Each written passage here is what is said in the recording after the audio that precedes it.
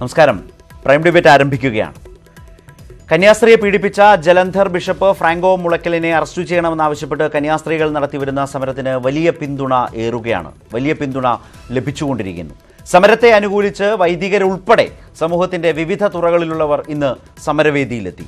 സ്ത്രീ സുരക്ഷ വാഗ്ദാനം ചെയ്ത് അധികാരത്തിൽ വന്ന സർക്കാരിന്റെ കാലത്താണ് ഇതെല്ലാം സംഭവിക്കുന്നതെന്ന് ജസ്റ്റിസ് കമാൽ പാഷ അതിരൂക്ഷമായ ഭാഷയിൽ സർക്കാരിനെ കുറ്റപ്പെടുത്തി. ഒപ്പം സഭയെയും. അന്വേഷണം അതിന്റെ അന്ത്യഘട്ടത്തിലാണെന്ന് നാണമില്ലേ ഇങ്ങനൊരു പ്രസ്താവന പറയാൻ കേരളം ഭരിക്കുന്ന DGPക്ക്? ആദ്യം പ്രതിയെ അറസ്റ്റ് ചെയ്തിട്ട് അയാളെ പൊട്ടൻസി ടെസ്റ്റിന് വിധേയരാക്കണം. അതാണ് ഒരു കേസിൽ ചെയ്യേണ്ട കാര്യം. ബലാത്സംഗ കേസുകളിൽ പ്രത്യേകിച്ചും അന്വേഷണം കൃത്യമായ രീതിയിലല്ല മുന്നോട്ട് പോകുന്നത്. ഇത് ഇന്ന് ഭരണത്തിലിരിക്കുന്ന ഒരാളുടെ സഹോദരിയാണെന്നിരിക്കട്ടെ, അയാളുടെ മകളാണെന്നിരിക്കട്ടെ, അല്ലെങ്കിൽ ഇതുപോലെ ഉന്നത പോലീസ് ഉദ്യോഗസ്ഥന്മാരുടെ സഹോദരിയോ മകളോ ഭാര്യയ്ക്കോ ആണ് ഇത് സംഭവിച്ചെന്നിരിക്കട്ടെ, ഇതെന്താ സംഭവിക്കുന്നത് നമുക്കറിയാമല്ലോ. തിരുവസ്ത്രം അണിഞ്ഞുകൊണ്ട് തെറ്റ് ചെയ്യുന്നവരാണ് കന്യാസ്ത്രീകളുടെ സമരത്തെ വിമർശിക്കുന്നതെന്നും കമാൽ പാഷ പറഞ്ഞു. ആരെങ്കിലും യുവമാര് പറയുന്നത് കേട്ട് വോട്ട് ചെയ്യൂ. തിരുവസ്ത്രം അണിഞ്ഞുകൊണ്ട് മറ്റേ പണി കാണിക്കുന്നവർ ഒരു കുഴപ്പമില്ല. ഒരേ കേസിൽ സംസ്ഥാനത്ത് പലർക്കും പല നീതിയാണെന്ന് സമരത്തിൽ പങ്കെടുത്ത PT തോമസ് MLA പറഞ്ഞു. വിൻസെന്റിനെ 1 മാസത്തിലേറെ തിരുവനന്തപുരത്ത് ജയിലിൽ അടക്കുകയുണ്ടായി. അതിൽ നിന്ന് വ്യത്യസ്തമായ എന്ത് നിയമപരിരക്ഷയാണ് ഈ ബിഷപ്പിന് അവകാശപ്പെട്ടിട്ടുള്ളത് എന്ന കാര്യം ഗവൺമെന്റ്, പ്രത്യേകിച്ച് കേരളത്തിന്റെ മുഖ്യമന്ത്രി, പോലീസ് വകുപ്പിന്റെ ചുമതലയുള്ള കേരളത്തിന്റെ മുഖ്യമന്ത്രി വ്യക്തമാക്കേണ്ട ഒരു കാര്യമാണ്. അന്വേഷണം അട്ടിമറിക്കാനുള്ള ശ്രമങ്ങൾ ബിഷപ്പ് ഫ്രാങ്കോയുടെ നേതൃത്വത്തിൽ നടക്കുകയാണെന്നും സമരത്തിൽ ഉറച്ചു നിൽക്കുന്നുവെന്നും പീഡനത്തിനിരയായ കന്യാസ്ത്രീയുടെ സഹോദരി പറഞ്ഞു. ആ ഉദ്യോഗസ്ഥർക്ക് ആ കേസ് ബിഷപ്പിനെ ചോദ്യം ചെയ്യാനുള്ള അനുമതി കൊടുത്താൽ മതി. വരും ദിവസങ്ങളിലും സമരം തുടരുമെന്ന് ജോയിന്റ് ക്രിസ്ത്യൻ കൗൺസിൽ വ്യക്തമാക്കി. ന്യൂസ് 18 കൊച്ചി. വളരെ പ്രധാനപ്പെട്ട ചോദ്യം കൂടുതൽ ശക്തമാവുകയാണ്. കന്യാസ്ത്രീ സമരം സർക്കാരിന് അവഗണിക്കാനാവുമോ? ചരിത്രപരമായ സമരമാണ്. സമാനതകളില്ലാത്ത അത്യപൂർവമായ ഒരു സമരമാണ് ഇപ്പോൾ രാജ്യം കാണുന്നത്, ലോകം കാണുന്നത്. കന്യാസ്ത്രീകൾ തന്നെ സമരവുമായി തെരുവിലിറങ്ങിയിരിക്കുന്നു. 2ാം ദിവസമാണ്. കന്യാസ്ത്രീ സമരം സർക്കാരിന് അവഗണിക്കാനാകുമോ എന്നതാണ് പ്രധാനപ്പെട്ട ചോദ്യം. ഇതോടൊപ്പം നിരവധിയായ ചോദ്യങ്ങൾ ഉയരുകയാണ്. ബിഷപ്പിനെതിരായ നടപടി വൈകുന്നതിന് എന്തെങ്കിലും തരത്തിലുള്ള ന്യായമുണ്ടോ, ന്യായീകരണമുണ്ടോ? സ്ത്രീ സുരക്ഷയിൽ ജസ്റ്റിസ് കമാൽ പാഷ ശക്തമായി വിമർശിച്ചതുപോലെ സർക്കാർ നാണം കെട്ടോ? കന്യാസ്ത്രീ സമരത്തിന് ബഹുജന പിന്തുണ ഏറുകയാണോ? ഇന്നടക്കം വൈദികരടക്കമാണ് വലിയ പിന്തുണയുമായി ഇന്ന് സമരപ്പന്തലിൽ എത്തിയത്. വളരെ കൃത്യമായ ഭാഷയിൽ കന്യാസ്ത്രീകളും അതുപോലെ തന്നെ സമരക്കാരും ആരോപിക്കുന്നു, ജോയിന്റ് ക്രിസ്ത്യൻ കൗൺസിലും ആരോപിക്കുന്നു, കേസ് അട്ടിമറിക്കുന്നത് DGP ആണ് എന്ന് പറയുന്നു. അങ്ങനെ ഈ കേസ് അട്ടിമറിക്കാൻ DGP ശ്രമിക്കുന്നോ എന്ന ചോദ്യം കൂടി പുതുതായി ഉയർന്നു വരികയാണ്. ഇന്നലെ പ്രൈം ഡിബേറ്റിൽ ഇതേ വിമർശനം, ഇതേ ആരോപണം ആദ്യമായി ഈ സമരക്കാരും കന്യാസ്ത്രീകളുടെ ഭാഗമായി നിൽക്കുന്നവരും ബന്ധുക്കളും എല്ലാം പരസ്യമായി തന്നെ പ്രൈം ഡിബേറ്റിൽ ഉന്നയിച്ചിരുന്നു. ഇന്നവർ അത് പരസ്യമായി പൊതുസമൂഹത്തോട് വീണ്ടും പറയുകയുണ്ടായി. ഈ വിവരങ്ങളെല്ലാം ഗൗരവമായ ചർച്ചയിലേക്ക് വരികയാണ്. ഇപ്പോൾ ജോയിന്റ് ക്രിസ്ത്യൻ കൗൺസിലിൻ്റെ ജോസഫാണ് കൊച്ചിയിൽ നിന്നും സമരപന്തലിൽ നിന്നും ചർച്ചയിൽ പങ്കുചേരുന്നത്. അതുപോലെ തന്നെ റിട്ടയർഡ് ജസ്റ്റിസ് കമാൽ പാഷ അല്പസമയത്തിനകം ചർച്ചയിലേക്ക് വരും എന്ന് അറിയിച്ചിട്ടുണ്ട്. ഒപ്പം തന്നെ CPM നേതാവ് സുജ സൂസൻ ജോർജിനെ ടെലിഫോൺ ലൈനിൽ ചർച്ചയിൽ അഭിപ്രായം അറിയിക്കാം, പങ്കുവെക്കാം എന്ന് അറിയിച്ചിട്ടുമുണ്ട്. ആദ്യം ജോസഫ്, നിശ്ചയമായും ഇതുപോലൊരു പരാതിക്ക് സംഭവിക്കാൻ പാടില്ലാത്ത വലിയ കാലതാമസം സംഭവിച്ചിട്ടുണ്ട്. അതിലൊന്നും ഒരു തർക്കവുമില്ല. 75 ദിവസം പിന്നിട്ട് 76ാം ദിവസമാണ്. അറസ്റ്റ് വൈകിയെന്നത് വലിയ ശരിയുമാണ്. അതിനെതിരെ വലിയ വിമർശനവുമുണ്ട്. പക്ഷേ അതുകൊണ്ട് മാത്രം ഈ കേസ് ആകെ അട്ടിമറിച്ചു എന്ന് പറയാമോ? അങ്ങനെ പറയാവുന്നൊരു സാഹചര്യത്തിലെത്തിയോ? ഇന്നും DGP പറഞ്ഞത് അതിവേഗം അന്വേഷണം പൂർത്തിയാക്കുമെന്നാണ്.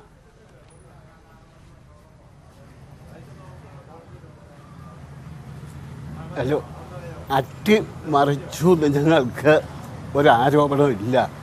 അട്ടിമറിക്കാനുള്ള ശ്രമമാണ്. അതിൻ്റെ ഭാഗമായിട്ടാണ് ഇപ്രകാരം സംഭവിക്കുന്നത്. അതുപോലെ തന്നെ പോലീസിനെ ഞങ്ങൾ പൂർണ്ണമായും കുറ്റം പറയുന്നില്ല. ഇത് ഗവൺമെൻറ് തലത്തിൽ ആഭ്യന്തരമന്ത്രി അനുവദിക്കാത്തതുകൊണ്ട് ആഭ്യന്തരമന്ത്രിയുടെ ഇടപെടൽ കൊണ്ടാണ് ഇങ്ങനെ കാലതാമസം വരുന്നത് എന്നുള്ളത് സ്പഷ്ടമാണ്. അത് ഇന്നത്തെ ദേശാഭിമാനി പത്രം എടുത്തു നോക്കിയാൽ അറിയാം. ഇന്നലത്തെ ഞങ്ങളുടെ മീറ്റിങ്ങിനെ സംബന്ധിച്ച് എല്ലാ പത്രങ്ങളും വലിയ പ്രാധാന്യം കൊടുത്ത് ഫ്രണ്ട് പേജിൽ ന്യൂസ് കൊടുത്തിട്ട് ദേശാഭിമാനിയിൽ ഒരു വാക്ക് പോലും എഴുതിയിട്ടില്ല. ഇതിൽ നിന്ന് ഒരു കാര്യം മനസ്സിലാക്കാം. ഈ പറയുന്ന ഗവൺമെൻറ്റും മുളയ്ക്കനും ഇവിടുത്തെ സഭാധികാരികളും ഒറ്റ ലെവലിലാണ്, ഒറ്റ ഐഡിയയിലാണ് നീങ്ങുന്നതെന്ന് സ്പഷ്ടമാണ്. അതുകൊണ്ട് ഗവൺമെൻറ്റാണ് ഇതിൻ്റെ ഉത്തരവാദി, കാലതാമസത്തിന് ഉത്തരവാദി. ശ്രീ ജോസഫ്, താങ്കൾ പറഞ്ഞു വന്നതിൽ ഈ ആഭ്യന്തരമന്ത്രി എന്ന് സൂചിപ്പിച്ച താങ്കൾ തന്നെ പറഞ്ഞ പോലെ മുഖ്യമന്ത്രിയാണ്. മുഖ്യമന്ത്രിയെ അങ്ങനെ വലിയൊരു സംശയത്തിൻ്റെ നിഴലിൽ നിങ്ങൾ എങ്ങനെയാണ് നിർത്തുന്നത്? മുഖ്യമന്ത്രി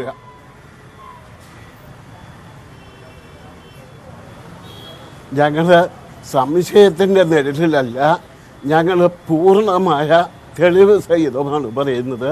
ഈ കേസിൻ്റെ ഡെവലപ്മെൻറ്റ് ആദ്യം മുതൽ പരിശോധിച്ചാൽ എല്ലാ സ്റ്റേജിലും ഇതിന് തടസ്സം സൃഷ്ടിക്കുന്നത് ഗവൺമെൻറ്റാണെന്ന് വളരെ പ്രത്യക്ഷത്തിൽ കാണാവുന്നതാണ്.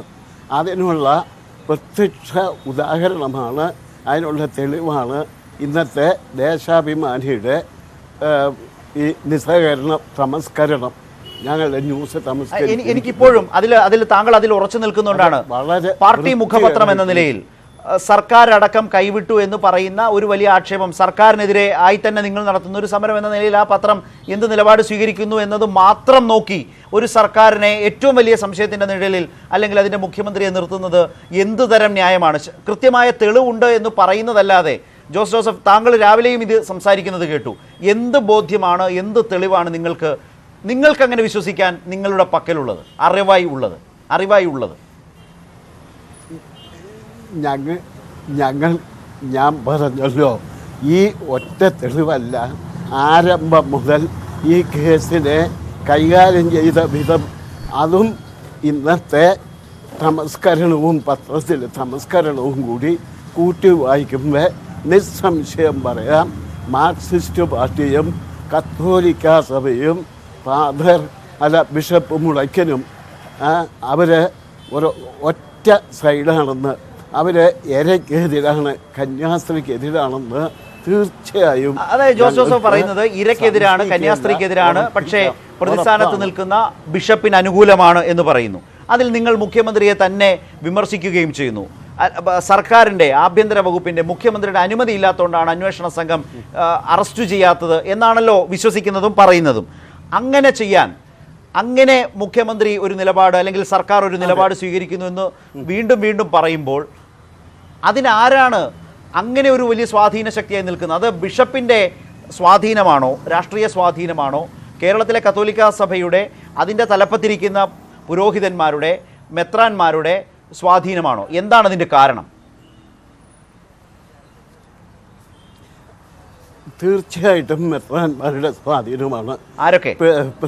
മുഖ്യമന്ത്രി പിണറായിയും കാഞ്ഞിരപ്പള്ളി ബിഷപ്പ് അറക്കനും അവർ വളരെ സുഹൃത്തുക്കളും ഇത്തവണ ചികിത്സയ്ക്ക് പോയപ്പോൾ സെയിം പ്ലെയിനിൽ ബിഷപ്പ് അറക്കനും ഉണ്ടായിരുന്നുവെന്നാണ് വിശ്വസനീയമായ അറിവ് ലഭിച്ചിട്ടുള്ളത് ഞങ്ങൾക്ക്.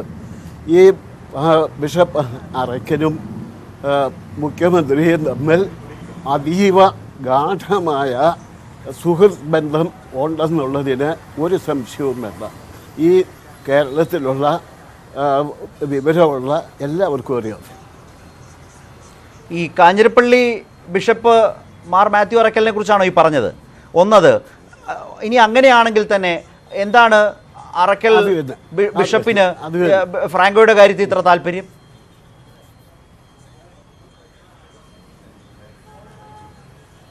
അതിൻ്റെ കാരണം എന്ന് പറഞ്ഞാൽ ഇന്ത്യയിൽ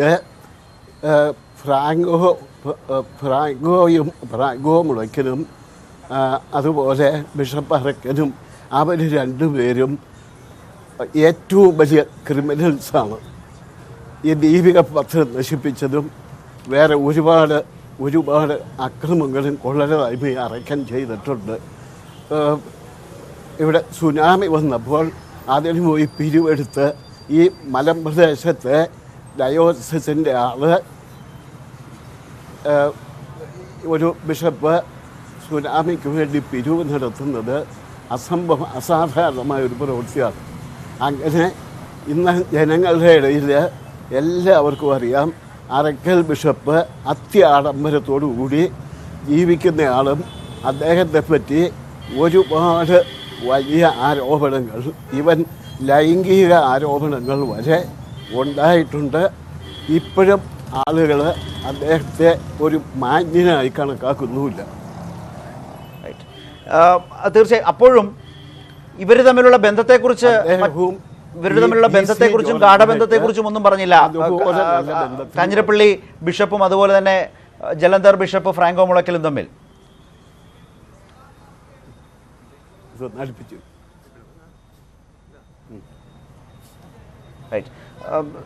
ശ്രീ ജോസഫ്, ഞാൻ ചോദിച്ചത്,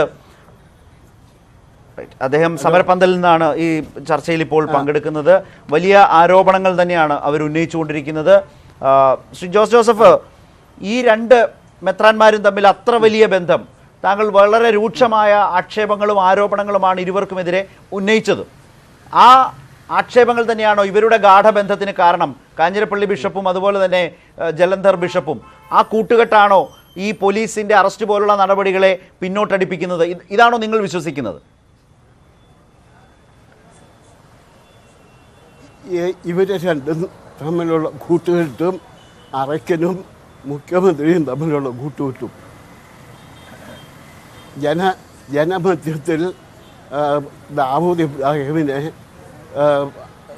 ചോട്ടാ രാജനെയും പോലെയുള്ള ക്രിമിനൽസായിട്ടാണ് ഈ പറയുന്ന മാത്യു അറക്കനെയും ഈ പറയുന്ന ഫ്രാങ്കോ മുളയ്ക്കനെയും ജനം കാണുന്നത്. അത് ഇന്നല്ല, ഈ സംഭവം, കന്യാസ്ത്രീയുടെ സംഭവം ഉണ്ടാകുന്നതിന് മുമ്പ് മുതലേ ഇവരുടെ റെപ്യൂട്ടേഷൻ അതാണ്. അത്ര മോശം ക്യാരക്ടേഴ്സാണ് ഇവർ രണ്ടുപേരും. അതാണോ നേരത്തെ ജസ്റ്റിസ് കമാൽ പാഷ നിങ്ങളുടെ സമരവേദിയിൽ പറഞ്ഞത്, തിരുവസ്ത്രം അണിഞ്ഞ് മറ്റേ പണി ചെയ്യുന്നവർ എന്ന് അദ്ദേഹം പറഞ്ഞതിൽ ഒരു അത്ഭുതവുമില്ലെന്നാണോ നിങ്ങൾ പറയുന്നത്? ഒരത്ഭുതവുമില്ല. കമാൽ പാഷ പറഞ്ഞത് മോർ ദാൻ എ ട്രൂത്ത്, സത്യം മാത്രമല്ല, സത്യത്തിൽ വളരെ കൂടിയ സത്യമാണ് അദ്ദേഹം പറഞ്ഞത്. ഇതിൽ പരിശുദ്ധമായ സത്യമാണ് കമാൽ പാഷ പറഞ്ഞത്. ഇതിൽ അദ്ദേഹം ഉന്നയിച്ചൊരു പ്രധാനപ്പെട്ട ആക്ഷേപമുണ്ടല്ലോ, ഈ അന്വേഷണ സംഘത്തെ നിങ്ങൾ വിശ്വസിക്കുന്നു, പക്ഷേ അന്വേഷണ സംഘത്തിന്റെ നേതൃത്വത്തെ നിങ്ങൾ അവിശ്വസിക്കുന്നു. ഇതാണ് കോട്ടയം SP മുതൽ മുകളിലോട്ട് DGP വരെയുള്ളവരെ, ആഭ്യന്തരമന്ത്രിയെ, മുഖ്യമന്ത്രിയെ, ഇവരെയാണ് നിങ്ങൾ സംശയിക്കുന്നത്. ഈ അന്വേഷണത്തെ അട്ടിമറിക്കാൻ ശ്രമിക്കുന്നവരായി നിങ്ങൾ പട്ടികയിൽപ്പെടുത്തുന്നത് അവരെയാണ്. പക്ഷേ ഈ അന്വേഷണ സംഘം പോലും ഈ ലൈംഗിക ശേഷി പരിശോധന പോലും ബിഷപ്പിന്റെ കാര്യത്തിൽ നടത്തിയിട്ടില്ല എന്നാണ് അന്വേഷണ സംഘത്തെക്കുറിച്ച് അദ്ദേഹം ഉന്നയിച്ച ഏറ്റവും വലിയ ആക്ഷേപം.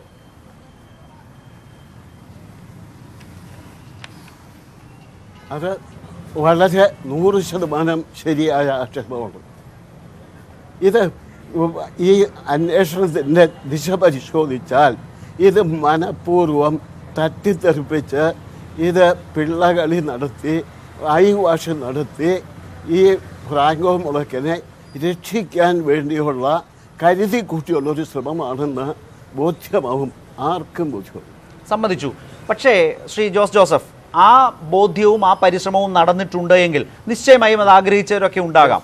പക്ഷേ അത് ആ ഘട്ടം കഴിഞ്ഞു പോയില്ലേ? ഇപ്പോൾ കന്യാസ്ത്രീകൾ നേരിട്ട് സമരം ചെയ്യുന്നു, പൊതുസമൂഹം ഇത് ഏറ്റെടുക്കുന്നു, ആ സമരരംഗത്തേക്ക് രാഷ്ട്രീയ നേതാക്കൾ അഭിപ്രായം പറഞ്ഞ് പിന്തുണച്ച് വരുന്നു, വൈദികർ സമരപന്തലിലേക്ക് വരുന്നു, മാധ്യമങ്ങളുടെ വലിയ ജാഗ്രത, സാമൂഹ്യ മാധ്യമങ്ങളുടെ, സോഷ്യൽ മീഡിയയുടെ ഏറ്റവും വലിയ ശ്രദ്ധയും പിന്തുണയും ഇതാകുന്ന ഒരു സാഹചര്യത്തിൽ, അതായത് ഇതിൽ പ്രതിസ്ഥാനത്ത് നിൽക്കുന്നത് ചില്ലറ ആളൊന്നുമല്ല, ബിഷപ്പാണ്. സഭകളുടെ ഒരു രീതിയും അറിയാമല്ലോ. ബിഷപ്പിനെ ഈ സാഹചര്യത്തിലല്ലാതെ, നിങ്ങൾ പറഞ്ഞതിൻ്റെ മറ്റൊരു വശമാണ് ഞാൻ സംസാരിക്കുന്നത്, ഈ ഒരു സാഹചര്യം രൂപപ്പെടാതെ പൊടുന്നനവെ അറസ്റ്റ് ചെയ്യാൻ പോയാൽ എന്തായിരിക്കും ഈ സഭാ നേതൃത്വങ്ങളുടെ സമീപനം? എന്താകും? ഇതേ രീതിയിലുള്ള വേട്ടയാടൽ നടത്തുന്നു എന്ന നിലയിൽ ആക്ഷേപം ഉന്നയിക്കുക, ഈ ഇടയലേഖനം പോലെയുള്ള ഏർപ്പാടുമായി ഞായറാഴ്ച പള്ളികളിലേക്ക് ചെല്ലുക, ഈ രൂപത്തിലൊക്കെ ഒരുപാട് നേരിട്ടിട്ടുള്ള ഈ കമ്മ്യൂണിസ്റ്റ് സർക്കാർ എന്ന നിലയിൽ ആ സർക്കാർ, ഒരുപക്ഷെ ഇപ്പോൾ ആ സർക്കാരിന് കുറച്ചുകൂടി വേഗത്തിൽ കാര്യങ്ങളായില്ലേ? പൊതുസമൂഹം ഈ സമരത്തെ ഏറ്റെടുത്തു കഴിഞ്ഞു, ഈ സാഹചര്യത്തെ ഏറ്റെടുത്തു കഴിഞ്ഞു. ബിഷപ്പിനെ ആർക്കും ഇനി സഹായിക്കാൻ കഴിയാത്ത വിധം നടപടികൾ വേഗത്തിലാക്കേണ്ടി വരും. അതല്ലേ ഇന്ന് DGP പറഞ്ഞത്? തീരുമാനം ഉടൻ ഉണ്ടാകും, അന്വേഷണം ഉടൻ പൂർത്തിയാക്കും. അങ്ങനെ വിശ്വസിക്കാനാവാത്തത് എന്താണ്? അതും ഒരർത്ഥത്തിൽ ശരിയായി കാണാവുന്നതല്ലേ? അതെ, അത് രാഷ്ട്രീയക്കാർ പറയുന്ന മാതിരി വളരെ ഒരു ഇവേസീവ് ആൻസറാണ് പറഞ്ഞത്. ഒരു കാര്യം മനസ്സിലാക്കൂ, ഈ ബിഷപ്പിന് ഇവിടെയുള്ള ഒരു സാധാരണ പൗരന്, ഒരു അലക്കുകാരനോ ഒരു ചുണ്ണാമ്പ് കച്ചവടക്കാരനോ ഒരു ബാർബർക്കോ ഉള്ള അവകാശം മാത്രമാണ് ഭരണഘടനാ പ്രകാരം. ആ ഭരണഘടന ശരിയാണ്, പക്ഷെ പലപ്പോഴും ഇത്തരം വിഷയങ്ങളിൽ ഏറ്റവും വലിയ ന്യൂനപക്ഷ അവകാശം ഉന്നയിക്കുകയും വേട്ടയാടലായി ചിത്രീകരിക്കുകയും ചെയ്യുന്നത് നിങ്ങൾ തന്നെ ആക്ഷേപിച്ച ഈ സഭാ നേതൃത്വങ്ങളല്ലേ? ആ സഭാ നേതൃത്വങ്ങളെ കൂടി കരുതി നിയന്ത്രിച്ച് അന്വേഷണത്തെ ഒരു രീതിയിൽ കൊണ്ടുപോവുക എന്ന് സർക്കാർ ആലോചിച്ചുകൂടെ? അതിനെടുക്കുന്ന കാലതാമസം എന്നതുമായി കൂടെ? ഒരുപക്ഷെ നിങ്ങളുടെ സമരം വിജയിക്കും എന്ന നല്ല ബോധ്യം നിങ്ങൾക്കുണ്ടെങ്കിൽ ആ സമരത്തിന്റെ വിജയം തന്നെയായി ബിഷപ്പിനെതിരായ നടപടികളിലേക്ക് പോകേണ്ടി വരില്ലേ?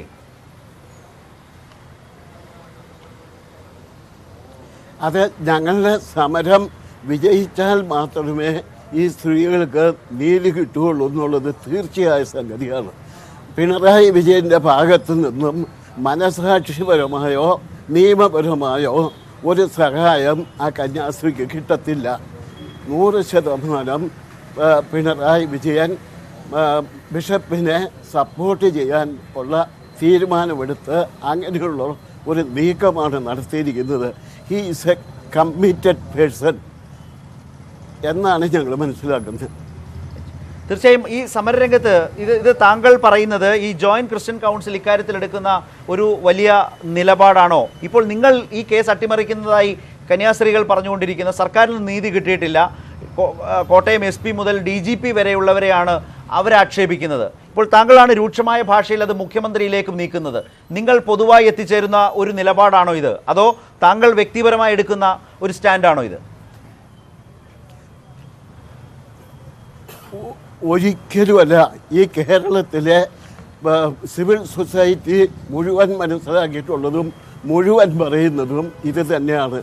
എന്തുകൊണ്ടാണ് VS അച്യുതാനന്ദൻ, സഖാവ് അച്യുതാനന്ദൻ വളരെ കർക്കശമായിട്ട് ഈ ഇരയായ കന്യാസ്ത്രീക്ക് വേണ്ടി സംസാരിക്കുന്നത്? കാരണം ഈ മുഖ്യമന്ത്രി നീതിപൂർവമായ ഒരു സ്റ്റാൻഡ് എടുക്കാത്തതിൻ്റെ അടിസ്ഥാനത്തിലാണ്. അല്ലെങ്കിൽ അങ്ങനെ പറയത്തില്ല. അതായത് താങ്കൾ ഇപ്പോഴും വിശ്വസിക്കുന്നത് ഈ സമരം എന്നത് ഒരു സാധാരണ സമരമല്ല, അസാധാരണമായ സമരമാണ്, കന്യാസ്ത്രീകളുടെ സമരമാണ്.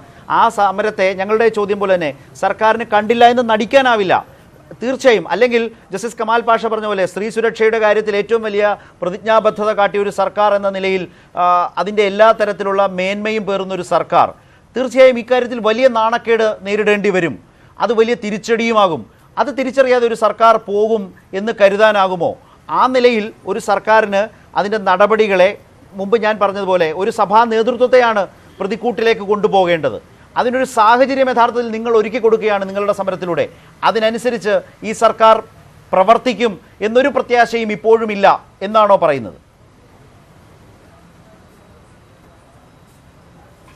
ഈ സർക്കാരിൽ ഞങ്ങൾക്ക് യാതൊരു പ്രതീക്ഷയില്ല. സാധാരണ രീതിയിൽ ഇങ്ങനെ മുഴുവൻ കേരളത്തിലെ മുഴുവൻ പൊതുജനങ്ങളുടെയും സിവിൽ സൊസൈറ്റിയുടെയും സമ്മർദ്ദം വന്ന നിവർത്തികേട് വന്നാലല്ലാതെ ഈ കേസ് യാതൊരു കാരണവശാലും ഇരയ്ക്ക് അനുകൂലമായി വിധി ഉണ്ടാകില്ല, ഒരു ഗുണം ഇരയ്ക്കുണ്ടാകത്തില്ല.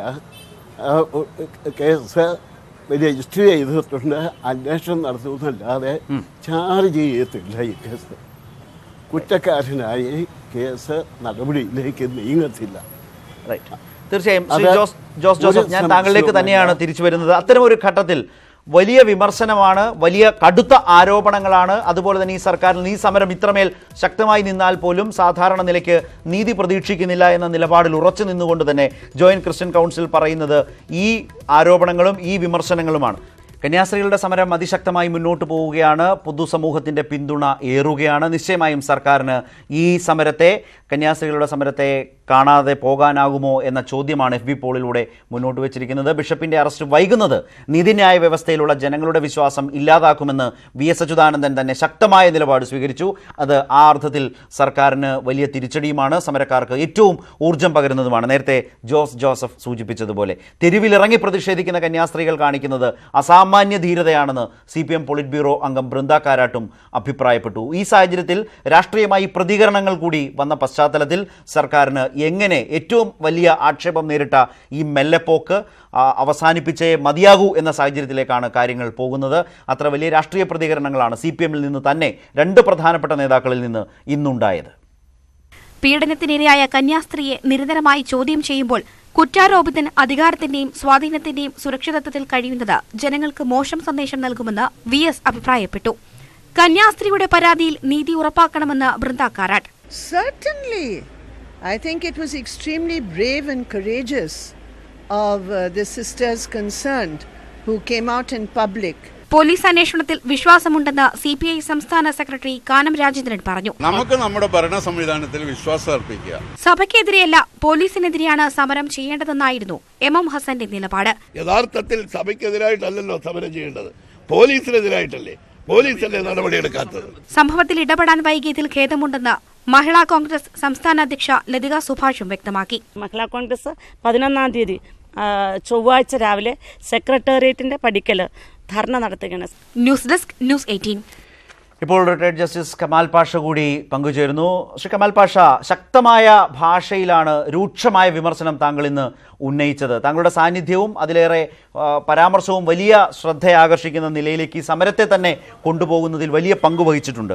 ഒരു ഘട്ടത്തിൽ താങ്കൾ പറഞ്ഞത് തിരുവസ്ത്രമണിഞ്ഞും മറ്റേ പണി കാണിക്കുന്നവരാണ് കന്യാസ്ത്രീകളെ വിമർശിക്കുന്നത്, അത് പോകുന്നത് സഭയിലേക്കും അതിൻ്റെ വൈദിക പുരോഹിതന്മാരിലേക്കും ആ മേലാളന്മാരിലേക്കുമാണ്. മറുഭാഗത്ത് സ്ത്രീ സുരക്ഷ യുടെ പേര് പറഞ്ഞ അധികാരത്തിൽ വന്നൊരു സർക്കാർ വലിയ നാണക്കേട് സ്വയം വരുത്തിവെക്കുന്നു എന്നും സർക്കാരിനെയും സഭയെയും താങ്കൾ ഒരുപോലെ കുറ്റപ്പെടുത്തുകയുണ്ടായി. അതായത് ഈ കേസ് അന്വേഷണം അട്ടിമറിക്കുന്നു എന്ന നല്ല ധാരണയിലേക്കാണോ, നല്ല ബോധ്യത്തിലേക്കാണോ താങ്കൾ പോകുന്നത്, താങ്കൾ മനസ്സിലാക്കുന്നത്? അതിന് കാരണമായി തോന്നുന്നത് എന്തൊക്കെയാണ്? താങ്കളുടേതായ ഒരു നിരീക്ഷണം കൂടുതൽ ശ്രദ്ധേയമാകും, അതുകൊണ്ടാണ് ആ ചോദ്യം.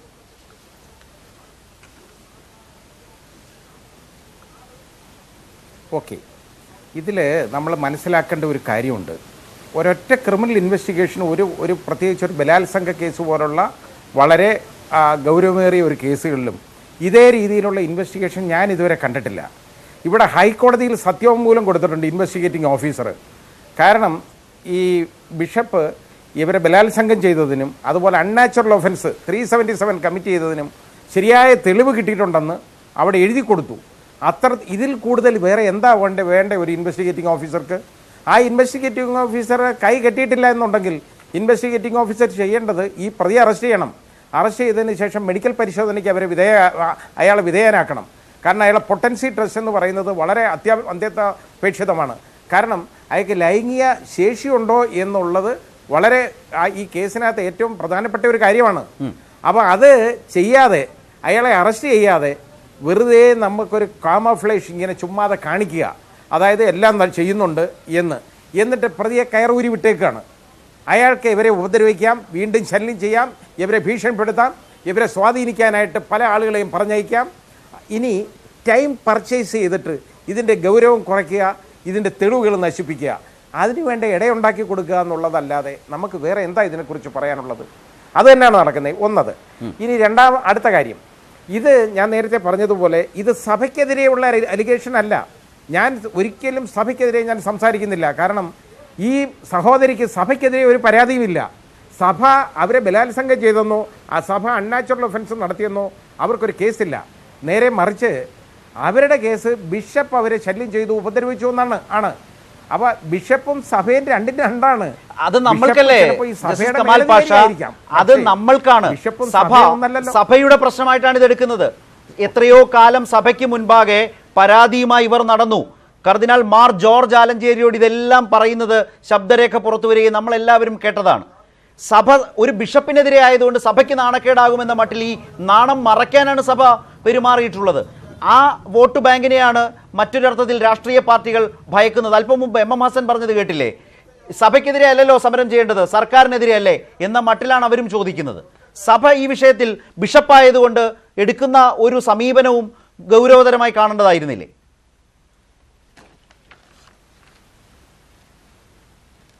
വേണ്ടതാണല്ലോ. അതായത് സഭ, ഇതിപ്പോൾ സഭയ്ക്കെതിരെയുള്ള ഒരു അലിഗേഷൻ, ഞാൻ പറഞ്ഞ പോലെ സഭയ്ക്കെതിരെയുള്ള അലിഗേഷൻ അല്ല. അവർ ആ രീതിയിലേക്ക് കൊണ്ടുപോകാൻ ശ്രമിക്കുന്നത് വിശ്വാസികളുടെ സമൂഹത്തെ അവരുടെ കൂടെ നിർത്താൻ വേണ്ടിയുള്ള ഒരു കാര്യമായിട്ടേ എനിക്ക് തോന്നുന്നുള്ളൂ. അതിന് അതൊന്നും നടക്കുമെന്ന് എനിക്ക് തോന്നുന്നില്ല. വിശ്വാസികളൊന്നും ഈ കാര്യത്തിന് സഭയെ പിന്തുണയ്ക്കും അല്ലെങ്കിൽ ബിഷപ്പിനെ പിന്തുണയ്ക്കും എന്ന് നമ്മൾ ചിന്തിച്ചുകൊണ്ട് കാര്യമില്ല. പിന്നെ രാഷ്ട്രീയക്കാർ വിചാരിക്കുന്നത്, അത് ഭരണകൂടമൊക്കെ വിചാരിക്കുന്നത് വോട്ട് ബാങ്ക്, അതായത് വോട്ട്, അതായത് ഇവർ പറഞ്ഞു കഴിഞ്ഞാൽ നിങ്ങൾ സർക്കാരിന് ഇനി അനുകൂലമായിട്ട് വോട്ട് ചെയ്യരുത്, കാരണം ബിഷപ്പിനെ പിടിച്ചകത്താക്കിയ സർക്കാരാണ് എന്ന് പേര് വരുമെന്ന് ഭയന്നായിരിക്കാം എതിർഭാഗം പോലും അതിന് പറയാൻ തയ്യാറാവാത്തത്. ഞങ്ങൾക്കിനി നമ്മളിത് പറഞ്ഞു കഴിഞ്ഞാൽ വോട്ട് അവർക്ക് നഷ്ടപ്പെടും എന്നുള്ളതായിരിക്കാം. ഈ ഒരു ചിന്താഗതി അങ്ങ് മാറ്റണം. ഇതേപോലുള്ള പുഴുക്കുത്തുകൾ സഭയിലാണായാലും എവിടെയാണെങ്കിലും ഉണ്ടെങ്കിൽ അവരെ കണ്ടെത്തണം, അവരെ മാതൃകാപരമായിട്ട് ശിക്ഷിക്കണം. മാതൃകാപരമായ ശിക്ഷ എന്ന് ശ്രീ VS അച്യുതാനന്ദൻ ഞാൻ കേട്ടു. അതാണ് വേണ്ടത്. കാരണം ഇതിപ്പോൾ ഇനി മേലാൽ ഇങ്ങനെയുള്ള ഒരാൾ ഇതേപോലെ ഔദ്യോഗിക പദവി ദുരുപയോഗം ചെയ്ത് ഒരു പാവപ്പെട്ട കന്യാസ്ത്രീയെ പീഡിപ്പിക്കാൻ നടക്കരുത്, അതിനുള്ള ഇടയുണ്ടാക്കി കൊടുക്കരുത്. അത് സഭ ഒരിക്കലും ചെയ്യാൻ പാടില്ല. സഭ ആ നടപടി എടുക്കണം, സഭ അതാണ് ചെയ്യേണ്ടത്. തീർച്ചയായും നമ്മുടെ ചർച്ച അവസാനിക്കുന്ന സമയത്താണ് താങ്കൾ എത്തിയതെന്നുണ്ട് നമുക്ക് അവസാനിപ്പിക്കേണ്ട ഒരു സമയമാകുന്നത്. അതായത് ഈ സാഹചര്യത്തെ, ഗൗരവമായ സാഹചര്യത്തെ ആദ്യം തിരിച്ചറിഞ്ഞ് ഇപ്പോഴത്തെ ഈ ആക്ഷേപങ്ങളെല്ലാം ഒഴിവാക്കേണ്ട ഉത്തരവാദിത്വം മുഖ്യമന്ത്രിക്ക് തന്നെയാണ്. അദ്ദേഹം ആ നിലയിൽ ഇക്കാര്യത്തിൽ ഇടപെടണം. ഹൈക്കോടതിയിൽ കൊടുത്ത തെളിവുണ്ട് എന്ന് പറഞ്ഞ ഭാഗം, അതിൻ്റെ തുടർച്ചയായി ലൈംഗിക ശേഷി പരിശോധന അടക്കം നടത്തി കടുത്ത നടപടികളിലേക്ക്, കൃത്യമായ നടപടികളിലേക്ക് പോകാൻ മുൻകൈ എടുക്കേണ്ടത്, നിർദ്ദേശം നൽകേണ്ടത് DGPക്ക് അടക്കം നിർദ്ദേശം നൽകേണ്ടതും ഇടപെടേണ്ടതും മുഖ്യമന്ത്രി തന്നെയാണ് എന്ന നിലപാടുകാരനാണോ താങ്കൾ, ശ്രീ കമാൽ പാഷ? അതെ, അതെ, മുഖ്യമന്ത്രി തന്നെയാണ്. കാരണം പോലീസിൻ്റെ ചുമതലയുള്ള ആഭ്യന്തര വകുപ്പ് കൈകാര്യം ചെയ്യുന്നത് മുഖ്യമന്ത്രി തന്നെയാണ്. അങ്ങനെയുള്ളപ്പോൾ മുഖ്യമന്ത്രി ഇതിനകത്ത് ഡയറക്ഷൻ കൊടുക്കണം. DGP എന്ന് പറയുന്ന ഒരാൾ അവിടെ കൊണ്ടിരുത്തിയിട്ട് ഈ രീതിയിലല്ല പ്രവർത്തിക്കേണ്ടത്. അതുപോലെ ഇൻവെസ്റ്റിഗേറ്റിംഗ് ഓഫീസേഴ്സിൻ്റെ കൈ കെട്ടുകയല്ല വേണ്ടത് ഗവൺമെൻറ്. അത് മുഖ്യമന്ത്രിയുടെ ചുമതലയാണ്, ബാധ്യതയാണ് അത് നോക്കേണ്ടത്. മുഖ്യമന്ത്രി നോക്കണം ആ കാര്യങ്ങൾ, മുഖ്യമന്ത്രി ഡയറക്ഷൻ കൊടുക്കണം. അല്ലാതെ കാഴ്ചക്കാരനായിട്ട് ഇരുന്നുകൊണ്ട് കാര്യമില്ല. ഞാനൊന്നും അറിഞ്ഞില്ല എന്ന് പറയുന്നതിൽ അർത്ഥമില്ല. കാരണം കേരളീയ സമൂഹം ഇത് കണ്ടുകൊണ്ടിരിക്കുകയാണ്. അപ്പോൾ അത് അദ്ദേഹത്തിനെ സ്ട്രിക്റ്റായിട്ട് എല്ലാ കാര്യങ്ങളും ചെയ്യുന്ന ഒരു മുഖ്യമന്ത്രി ഈ കാര്യത്തിൽ എന്തുകൊണ്ട് ഈ നിലപാടെടുക്കുന്നു എന്ന് ഒരു സംശയത്തിൻ്റെ നിഴലിൽ അദ്ദേഹത്തിനെ ജനങ്ങൾ നിർത്തും. അത് അദ്ദേഹത്തിന് വലിയ കാര്യമൊന്നും ആയിരിക്കുമെന്ന് എനിക്ക് അറിഞ്ഞൂടാ. പക്ഷേ ഇത് ഒരു മുഖ്യമന്ത്രി ചെയ്യേണ്ട ചുമതല തന്നെയാണ്, ഇത് അദ്ദേഹത്തിൻ്റെ ബാധ്യതയുമാണ്. തീർച്ചയായും ശ്രീ കമൽ പാഷ, താങ്കൾ പറഞ്ഞ പോലെ കന്യാസ്ത്രീകൾ നടത്തുന്ന സമരം കൂടിയാകുന്നതോടെ ഇതിൻ്റെ ഗൗരവം വർദ്ധിക്കുന്നു. ഹൈക്കോടതിയിൽ അടക്കം കൊടുത്ത അന്വേഷണ സംഘത്തിൻ്റെ അഫിഡവിറ്റ് ചൂണ്ടിക്കാട്ടിയാണ് ജസ്റ്റിസ് കമാൽ പാഷ അക്കാര്യം സൂചിപ്പിച്ചത്. കൃത്യമായ തെളിവ് ബിഷപ്പിനെതിരെ ഉണ്ട് എന്ന് പറഞ്ഞ സാഹചര്യത്തിൽ പിന്നീട് പോകേണ്ട അന്വേഷണം ആ വിധത്തിൽ പോയില്ല എന്ന് ചൂണ്ടിക്കാട്ടിക്കൊണ്ട് തന്നെയാണ് അന്വേഷണ സംഘത്തെയും മറ്റും അദ്ദേഹം രൂക്ഷമായ ഭാഷയിൽ വിമർശിച്ചത്. അതോടൊപ്പം തന്നെ ഈ തിരുവസ്ത്രമണിഞ്ഞ് മറ്റേ പണി നടത്തുന്ന വൈദികർക്കെതിരെയും അതിശക്തമായ വിമർശനമാണ് അദ്ദേഹം സൂചിപ്പിച്ചത്. കന്യാസ്ത്രീ സമരം സർക്കാരിന് അവഗണിക്കാനാകുമോ എന്ന ചോദ്യം തന്നെയാണ് ഇപ്പോൾ അവസാനം ജസ്റ്റിസ് കമാൽ പാഷയോട് സംസാരിച്ച അതേ ചോദ്യം തന്നെയാണ് പ്രേക്ഷകരോടും FB പോളിൻ്റെ ഭാഗമായി സൂചിപ്പിച്ചത്. തീർച്ചയായും താങ്കൾ പറഞ്ഞതുപോലെ തന്നെ 88% ആളുകളും സർക്കാരിന് ഈ സമരത്തെ അവഗണിക്കാനാകില്ല എന്ന് തന്നെയാണ് പറഞ്ഞത്. അദ്ദേഹം സൂചിപ്പിച്ചത് മുഖ്യമന്ത്രി ഈ സാഹചര്യം കണ്ടുകൊണ്ട് അതിവേഗം ഇടപെടണം, ഈ സാഹചര്യത്തിന് മാറ്റം വരുത്താൻ വേണ്ട നിർദ്ദേശം നൽകണം, അത്രമേൽ കൃത്യമായ ഇടപെടൽ ആവശ്യപ്പെടുന്ന ഒരു സാഹചര്യം ഇക്കാര്യത്തിലുണ്ട് എന്നാണ് അദ്ദേഹം സൂചിപ്പിച്ചത്. അതുപോലെ തന്നെ ജോയിന്റ് ക്രിസ്ത്യൻ കൗൺസിലിൻ്റെ ശ്രീ ജോസ് ജോസഫുമാണ് നമ്മളോട് സംസാരിച്ചത്. പ്രൈം ഡിബേറ്റിൽ ജനങ്ങൾ അതിശക്തമായി കരുതുന്നത് ഈ ഘട്ടത്തിൽ ഇതാണ്: ഈ കന്യാസ്ത്രീ സമരം സർക്കാരിന് അവഗണിക്കാനേ കഴിയില്ല, ശക്തമായ നടപടികൾ മുന്നോട്ട് കൊണ്ടുപോകേണ്ടി വരും, ഇപ്പോൾ ഉയരുന്ന ആക്ഷേപങ്ങൾ ഒഴിവാക്കിക്കൊണ്ട് തന്നെ. നന്ദി എല്ലാവർക്കും ഞങ്ങൾക്കൊപ്പം സഹകരിച്ചതിന്. പ്രൈം ഡിബേറ്റ് അവസാനിക്കുന്നു. നമസ്കാരം.